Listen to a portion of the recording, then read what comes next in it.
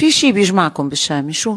هو صديق الشامي بالنسبة لإلي هو قمة كل التجارب الموسيقية يلي صارت بالمنطقة بآخر كم سنة. يعني هو وصل أبعد شيء ممكن يوصل له فنان مستقل.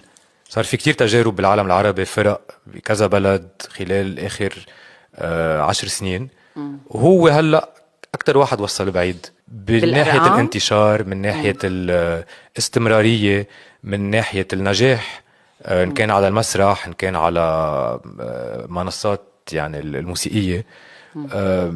أنا أول شيء بجرب بيلي بعرفه إنه قد ما في ولو بمحل صغير ساعد إنه وصل هالكمة بعد أبعد، وبنفس الوقت بتعلم كتير منه لحتى كمان أقدر وصل مشروعي أبعد.